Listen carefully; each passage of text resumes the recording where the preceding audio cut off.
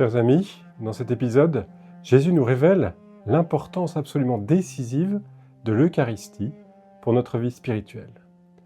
Saint Pierre-Julien Aymar rappelle que le Saint-Esprit appelle l'Eucharistie le pain de vie et d'intelligence.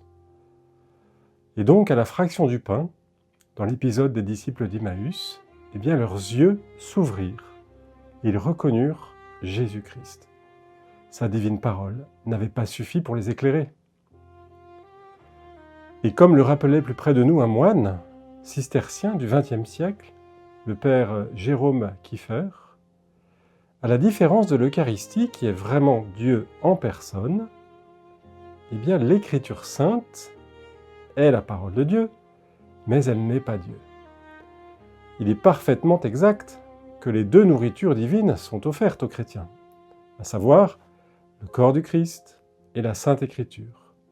Mais elles ne sont pas divines au même degré. Car, dit toujours ce même moine, l'inspiration accordée aux auteurs sacrés, et qui fait la Bible, n'a pas les mêmes effets que la consécration prononcée durant la Sainte Messe et qui fait l'Eucharistie. L'Eucharistie, qui est la parole faite chair, est donc le milieu vital de l'Écriture, de la Bible. Et seul Jésus vivant au Saint-Sacrement nous fera comprendre réellement ces divines paroles que nous lisons, que nous méditons, en mettant notre cœur en feu. Tout ceci est confirmé par cette affirmation très forte de cet apôtre de l'Eucharistie qu'est Saint Pierre-Julien Aymar, et que bon nombre d'exégètes contemporains, malheureusement dominés par un triste rationalisme, feraient bien de se rappeler.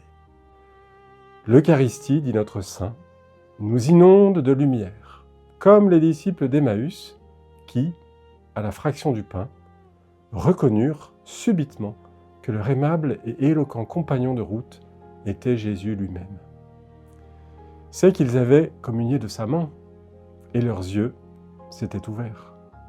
Oui, une communion donne plus de lumière que tous les raisonnements des savants, que la lecture de tous les livres. Jésus hostie fait explosion de lumière et de flammes dans les cœurs bien disposés.